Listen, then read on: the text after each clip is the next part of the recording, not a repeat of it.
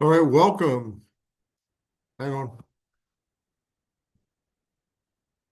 Welcome to Documents and Drafts, the podcast where we take a look at important historical documents, especially to the United States, and drink some really cool beer along the way. Put it in a glass today. Um, we will look at the background of each document and the beer, and we will read the document and talk about it, and then talk about the beers. So today we have a couple of religious pieces, actually. One by Barton Warren Stone called Jerks Cannot Be Easily Described. A short one by Chief Red Jacket called We Also Have a Religion. And then the Burr Conspiracy. Those are the three things we're going to read today. We might look at some historic SCOTUS cases and some current SCOTUS goings on. Usually, let me get the share up here for you. Usually we use these two books called 50 Core American Documents, provided by Ashbrook Press, and then Nation's Archives and History of the United States and Documents, edited by Eric Brun and Jay Crosby. That's the book we're using today. This is a picture of Barton Warren Stone. This is a picture of Chief Red Jacket. This is a picture of the Burr Conspiracy. And the beer we're drinking today is New Glarus from Wisconsin, Spotted Cow.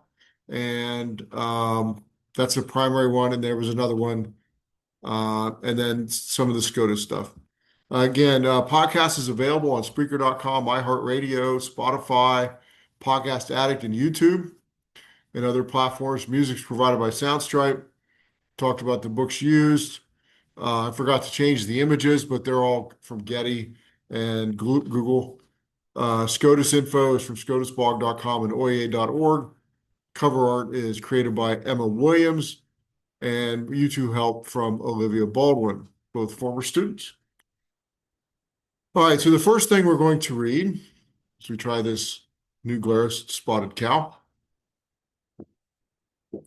It's very good. Is this piece from Barton Warren Stone. So here's the background. Religious activity after the American Revolution dropped sharply as church memberships declined to less than 10%.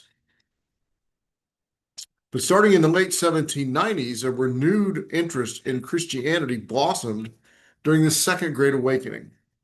The movement was marked by great camp meetings where participants danced in ecstasy, jerked uncontrollably, and barked like dogs. Barton Warren Stone was one of the many circuit riding ministers who traveled the West and South to start new evangelical churches in the early 1800s. He participated in the great 1801 camp at Cane Ridge, Kentucky, and took part in numerous revival meetings. In his 1843 autobiography, he described the bizarre jerking behavior that overtook attendance. All right, so that's what this is. So here we go. This should be interesting. The bodily agitations or exercises attending the excitement in the beginning of this century were various and called by various names, as the following exercises and jerks: the dancing exercise, the barking exercise, the laughing and singing exercise, etc. The following exercise was very common among all classes, the saints and sinners of every age, of every grade, and from the philosopher to the clown. The subject of this exercise would, generally, with a piercing scream, fall like a log on the floor, earth, or mud, and appear as dead. Of thousands of similar cases, I will mention one. At the meeting, two gay young ladies, sisters, were standing together attending to the exercise and preaching at the time. Instantly, they both fell with a shriek of distress and lay for more than an hour, apparently in a lifeless state. Their mother, a pious Baptist, was in great distress, fearing they would not revive. At length, they began to exhibit symptoms of life by crying fervently for mercy, and then relapsed into the same death-like stare with an awful gloom on their countenances. After a while, the gloom on the face of one was succeeded by a heavenly smile, and she cried out, "Precious Jesus," and rose up and spoke of the love of God, the preciousness of Jesus, and the glory of the gospel, and to the surrounding crowd in language almost superhuman, and pathetically exhorted all to repent. In a little while after, the other sister was similarly exercised from the time they became remarkably pious members of the church. I have seen very many pious persons fall in the same way, from a sense of the danger of their unconverted children, brothers, or sisters, from a sense of the danger of their neighbors, and of the sinful world. I have heard them agonizing in tears and strong crying for mercy to be shown to sinners and speaking like angels to all around. The jerks cannot be so easily described. Sometimes the subject of the jerks would be affected in some one member of the body and sometimes in the whole system. When the head alone was affected, it would be jerked backward and forward and from side to side so quickly that its features the face could not be distinguished. Oh, that hurts my neck. When the whole system was affected, I have seen the person stand in one place and jerk backwards and forwards in quick succession, their head nearly touching the floor behind and before. All classes, saints and sinners, the strong as well as the weak, were thus affected. I have inquired of those thus affected. They could not account for it, but some have told me that they were among the happiest seasons of their lives. I have seen some wicked persons thus affected, and at all time cursing the jerks, while they were thrown to the earth with violence, though so thought so awful to behold that I do not remember that any one of the thousands I have seen ever sustained an injury in body. This was as strange as the exercise itself. The dancing exercise, that generally began with the jerks and was peculiar to professors of religion. The subject, after jerking a while, began to dance, and then the jerks would cease. Such dancing was indeed heavenly to the spectators, and there was nothing in it like levity nor calculated to excite levity in the beholders. The smile of heaven shone on the countenance of the subject, and assimilated to angels, appeared to the whole person. Sometimes the motion was quick and sometimes slow. Thus they continued to move forward and backwards in the same track or alley till nature seemed exhausted, and they would fall prostrate on the floor or earth unless caught by those standing by. While thus exercised, I have heard their solemn praises and prayers ascended to God. The barking exercise was nothing but the jerks. A person affected with the jerks, especially in his head, would often make a grunt or bark, if you please, from the suddenness of the jerk. This name of barking seems to have had its origin from an old Presbyterian preacher from East Tennessee. He had gone into the woods for private devotion and was seized with the jerks. Standing near a sapling, he caught a hold of it to prevent his falling, and as his head jerked back, he uttered a grunt or kind of noise similar to a bark. His face had been turned upward. Some wag discovered him in this position and reported that he found him barking up a tree. The laughing exercise was frequent, confined solely with the religious. It was loud, hearty laughter, but one sui generis and excited laughter and none else. The subject appeared rapturously solemn, and his laughter excited solemnity in saints and sinners. It is truly indescribable. My apologies. The running exercise was nothing more than the person feeling something in those bodily agitations through fear, attempted to run away and thus escape from them. But it commonly happened that they ran not very far before they fell or became so greatly agitated that they could process it no further. I knew a young physician of a celebrated family who came some distance to a big meeting to see this strange thing he had heard of. He and a young lady had supportively agreed to watch over and take care of each other if either should fail at length. The physician felt something very uncommon and started from the congregation to run into the woods. He was discovered running as for life, but did not proceed far till he fell down, and there he lay till he submitted to the Lord, and afterwards became a zealous member of the church. Such cases were common. I shall close this chapter with the singing exercise. There is more accountable than anything I have ever saw. The subject, in a very happy state of mind, would sing most melodiously, not from the mouth or nose, but entirely in the breast, the sound issuing thence. Such music silenced everything and attracted the attention of all. It was most heavenly. None could ever be tired of hearing it. Dr. J.P. Campbell and myself were together at a meeting and were attending to a pious lady, thus exercising it and concluding it to be something surpassing anything we have known in nature.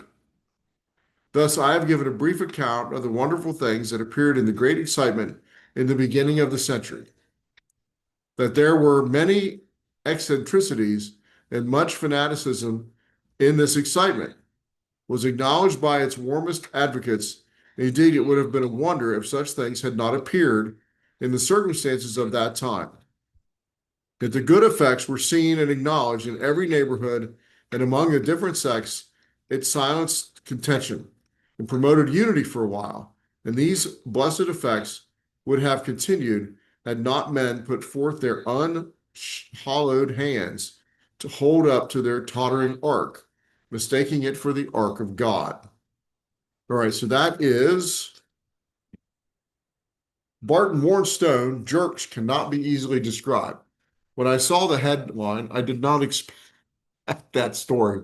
So that was interesting. Here's a little New Glarus for you. Spotted cow, pretty good.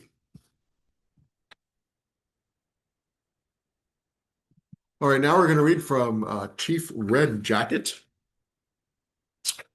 Here's the background. This is relatively short.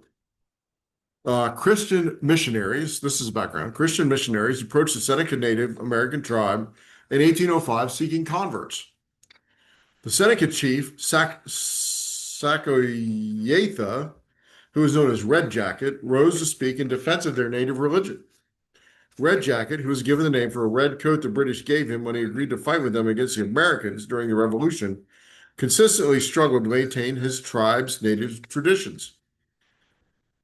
Nevertheless, he sought peace with the American government and had friendly relations with George Washington.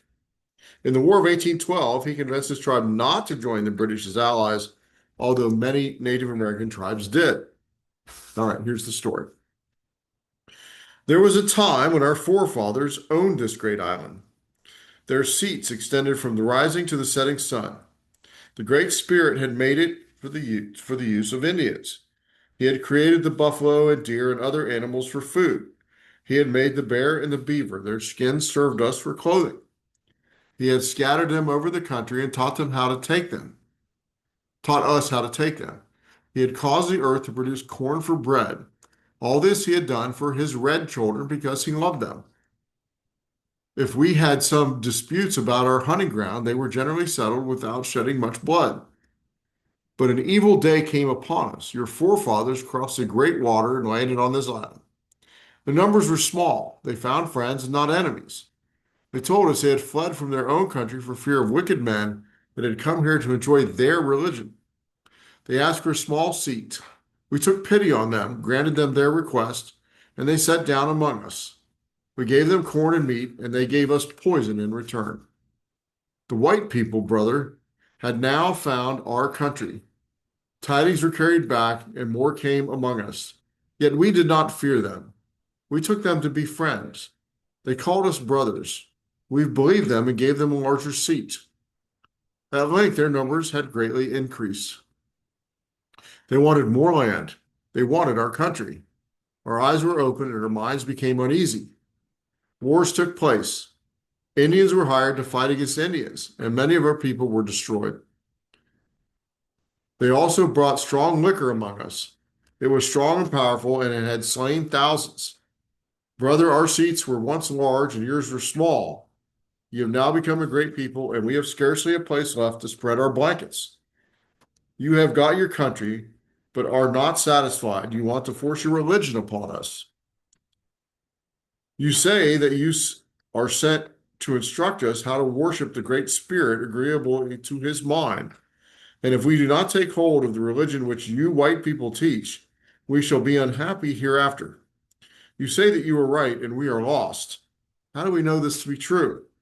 We understand that your religion is written in a book.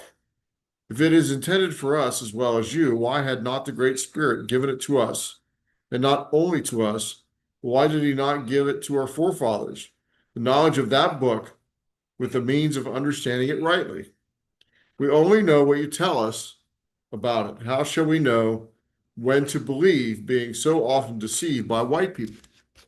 Brother, you say there is but one way to worship the Great Spirit. If there is but one religion, why do you white people differ so much about it? Why do not all agree so you can all read the book? Brother, we do not understand these things. We are told that your religion was given to your forefathers and have been handed down from father to son. We also have a religion which was given to our forefathers and have been handed down to us, to their children. We worship in that way. He teaches us to be thankful for all the favors we receive, to love each other, and to be united. We never quarrel about religion. Brother, we do not wish to destroy your religion and take it from you. We only want to enjoy our own. So that is Chief Red Jacket. We also have a religion. Let's get the music playing again here. Music is provided by Soundstripe, as we've said before. A little more Spotted Cow before the next one. All right, this is a picture of the Aaron Burr's treason case from Getty Images. And so now we're going to read that. Here's the background. This was written by Thomas Jefferson, by the way. Here we go. When Aaron Burr lost the presidential election to Jefferson in 1800, this is the background. As the runner-up in the contest, the Federalist candidate became Jefferson's vice president. In 1804, Burr shot and killed his personal and political enemy, Alexander Hamilton, in a duel. Burr's political career ended on the spot.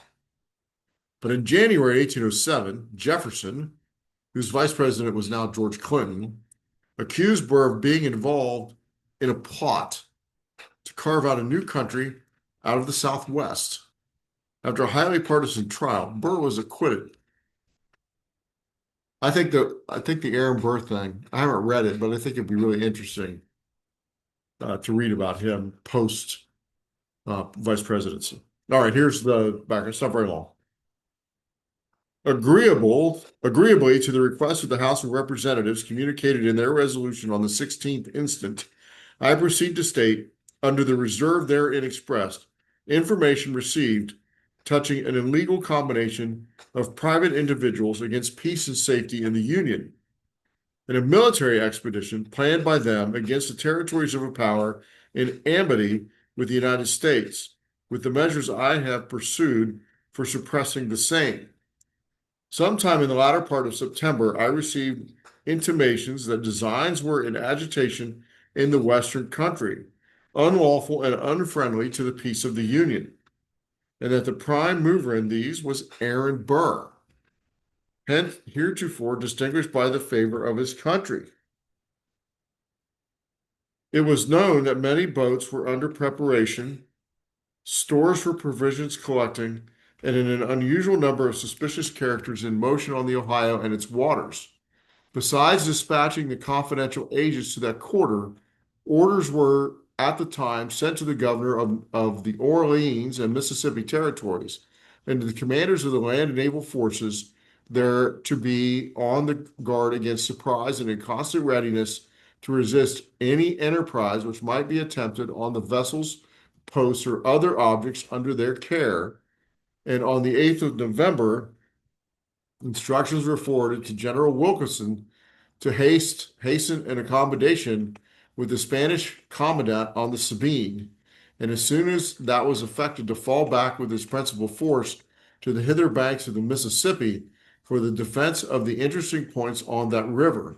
By letter received from the officer of the 25th of November, we learned that a confidential agent of Aaron Burr had been deputed to him with communications partly written in cipher and partly oral, explaining his designs, exaggerating his resources, and making such offers of emolument and command to engage him and his armies in an lawful enterprise as he had flattered himself would be successful.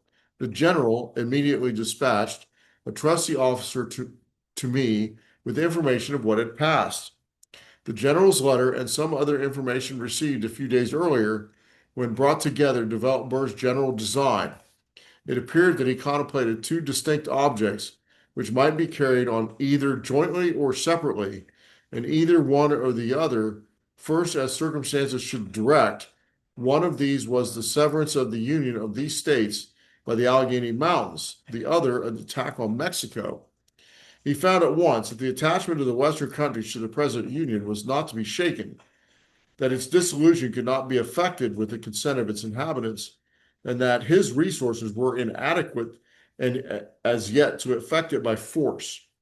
He took his course then at once, determined to seize on New Orleans, plunder the bank there, possess it himself of the military and naval stores, and proceed on his expedition to Mexico. And to this object, all his means and preparations were now directed. He collected from them all quarters where he himself or agents possessed, influenced all ardent, restless, desperate, and disaffected persons who were ready for any enterprise analogous to their character. He seduced good and well-meaning citizens, some by assurances that he possessed the confidence of the government and was acting under its secret patronage, a pretense which procured some credit from the state of our differences with Spain, and others offered by land in Bastrop's claim on the Washita. Surmises have been hazarded that this enterprise is to receive aid from certain foreign powers, but those surmises are without proof of probability. By letters from General Wilkinson, I received the important affidavit by which it will be seen that the three of the principal emissaries of Mr. Burr, whom the general has caused to be apprehended, one has been liberated by habeas corpus, and two others have been embarked by him for ports in the Atlantic state. As soon as these persons should arrive, they will be delivered to the custody of the law and left to such course of trial, both as to place and process, and the functionaries of the law may direct. Now, Burr gets acquitted, but still, it's kind of an interesting story. So those are our stuff today from the Burr Conspiracy, Chief Red Jacket, and Barton Warren Stone. Pretty interesting stuff. So now we are going to switch it up a little bit, talk a little bit about the beer we've been drinking from New Glarus. So we want to stop the share for half a second and reshare this. Here we go. Not that. I don't want to reshare that. Try this again. Stop the share. Start the share. My apologies. I'm not always perfect. Here we go. All right, share. So here's the backstory on New Glarus Brewing. New Glarus Brewing wasted no time establishing itself as a world-class operation. In 1992, Daniel Carey passed the Diploma Master's Brewer exam at the Institute of Brewing in London. Deb Carey raised the capital for a startup as a gift to her husband, establishing herself as the first woman to found and operate a brewery in the United States. Dan and Deb Carey converted an abandoned warehouse into New Glarus Brewing Company's original Riverside Brewery. The first barrels rolled out in November of '93, the fastest microbrewery startup ever. Daniel and Deb successfully combined their business management and brewing professionalism with their philosophy based on individuality, cooperation, and the use of 100% natural ingredients to produce world-class handcrafted beer. Spotted Cow, which is what I'm drinking, following their triumph at the prestigious, well, where'd that go? Let's go back here.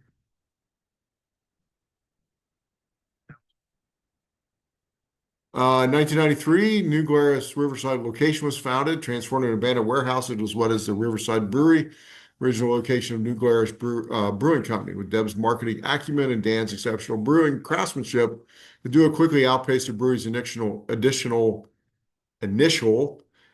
production capabilities. Today, the Riverside Brewery continues to play a vital role in our operations, serving as a production site for our specialty thumbprint, R&D, and Splash Series beers. Following their triumph at a prestigious beer competition in England with their Belgian Red, Dan and Deb took a reflective drive through the picturesque English countryside. Amidst the scenic view and abundant sheep, Deb contemplating the experience of tourists amused, "I'll bet when people visit Wisconsin, they must feel the same way about cows." Inspired by this thought, upon returning home, Deb urged Dan to immediately begin production on Spotted Cow, their signature beer. That's what I'm drinking today. It's very good. This innovative brew would go on to redefine the craft beer landscape, solidifying New Glarus Brewing Company's reputation for quality and creativity. And so they now have a new brewery called Hilltop. So we don't really need that part. Let's see. Where's the brew? Where's the beers? Here's their beers. So I'm going to click our beers.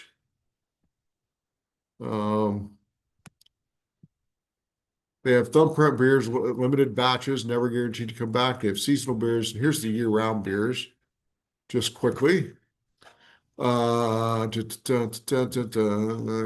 we go. Spotted Cow. It's probably the most famous one.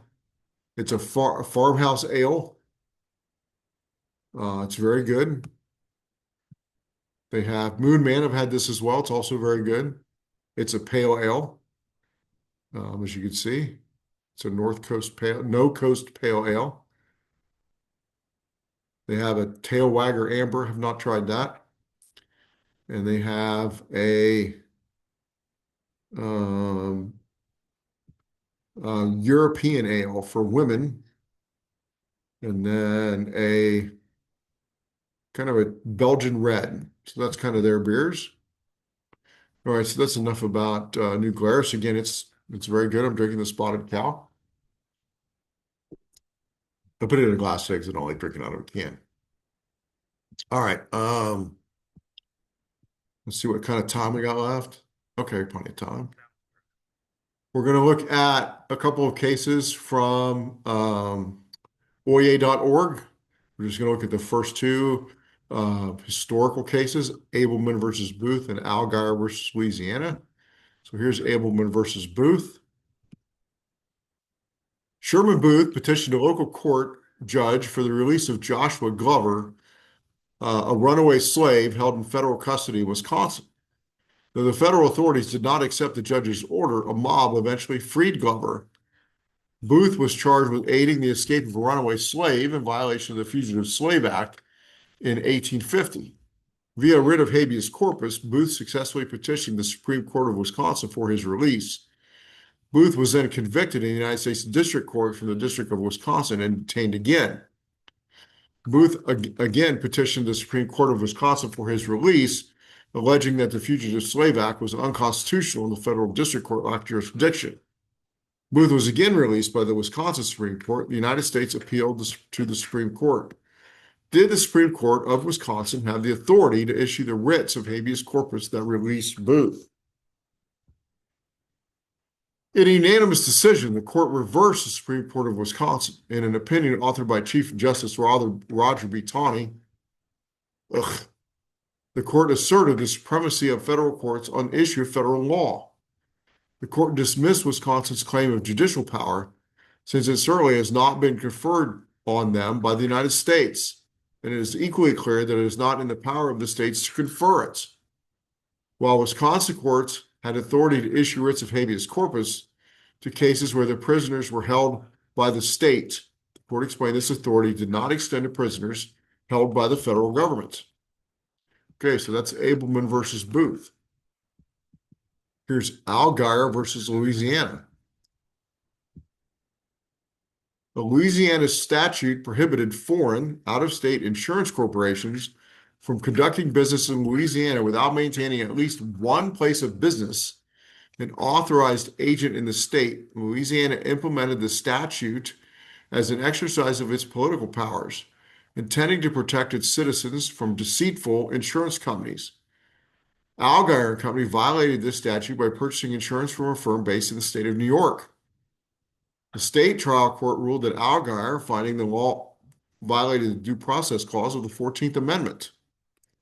The constitutional question is, does the Louisiana law prohibiting out-of-state insurance corporations from conducting business in the state without maintaining at least one place of business and an authorized agent in the state violate the 14th Amendment's due process clause, which protects companies' liberty to enter into contracts with business of their choice? Conclusion: in a unanimous decision, the court found that the Louisiana statute deprived Algar Company of its liberty without due process under the 14th Amendment. Agreeing with the trial court, the court found that the 14th Amendment extends broadly to protect individuals from restrictions on their freedom to contract in pursuit of one's livelihood or vocation. The court noted that each potential deprivation of liberty by the state needs to be evaluated on a case-by-case basis. Later cases allowed states greater authority to place restriction on freedom of contract. All right, so that was Algar versus Louisiana in 1897. The first one, Abelman versus Booth, was from 1859. So we are going to, let's see, how do I do this? Make it a little bit smaller. And then I can get rid of that. I can get rid of that. And then I can make this bigger. So we're going to look at current SCOTUS cases. This is from scotusblog.org. So we're going to look at what the cases we'll hear in October. Let's see. Okay. This is written by Ann Howell, August 4th, 2026. The Supreme Court will kick off its 26-27 term with oral arguments in a lawsuit by Colorado County seeking millions of dollars from oil and gas companies for their alleged role in exacerbating climate change. Calendar for Justice October's argument session released Tuesday afternoon indicates that Suncor Energy versus a commissioner of Boulders, Colorado will be the first case argued on Monday, October 5th. The first Monday in October and the official start of the court's new term. The justices will hear arguments in 7 cases over 5 days in October. Other noteworthy cases during the October argument session include Ganalo versus Black, in which a court will consider whether there is a point at which a non-citizen has been detained so long that it has a constitutional right to a bond hearing, and if so, what standard the government must meet for him to remain in detention.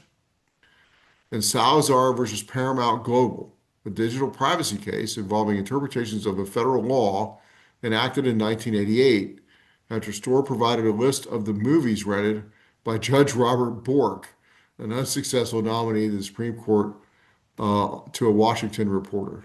That's a silly case, but whatever. Might be kind of funny. Again, the music's provided by Soundstripe. So we talked about here's some of the other cases. Johnson versus United States, whether federal district courts have the authority to hear challenges to constitutionality of federal laws affecting veterans' benefits. Anderson versus Intel, a case involving the standards for pleading a claim based on underperformance of a fund, that a fiduciary has violated the duty of prudence required by the Employee Retirement Income Security Act. The Department of the Air Force versus Pruti Guhan, I think, whether an environmental group can challenge the Air Force's application to renew its permit to dispose of unexploded ordnance before Guam's EPA had acted on its application. Baird versus United States, with a 1993 case on how courts should deal with a commentary to sentencing guideline is still a good law. And we talked about Janela versus Black. Salazar versus Paramount, whether the phrase goods or services from a videotape service provider as used in the Video Privacy Protection Act acts the definition of consumer. All right, so that's the SCOTUS blog. So this episode, I need to go back to sharing. Nobody needs to see that from me. All right, let's go back, share that. Here we go. All right, so today, in our Documents and Drafts episode, we used the book Nation's Archives, A History of the United States in Documents. We read Jerks Cannot Be Easily Described by Barton Warren Stone, about evangelical dancing and jerking and songs, kind of interesting. We read We Also Have a Religion by Chief Red Jacket. And then we read about the Burr Conspiracy by Thomas Jefferson. We drank some New Glarus Spotted Cow. Very good. We looked at some SCOTUS historical cases, and we looked at current SCOTUS blog. Again, the podcast is available on Spreaker.com, Spotify, Podcast Addict, iHeartRadio, and YouTube. Music is provided by Soundstripe. I talked about the books used. The pictures, most of the pictures are from Google or Getty Images or Encyclopedia Britannica. The SCOTUS info is by SCOTUSblog and OA.org. The cover art was done on Canva by Emma Williams, and my YouTube help is from Olivia Baldwin. So I hope everybody enjoyed their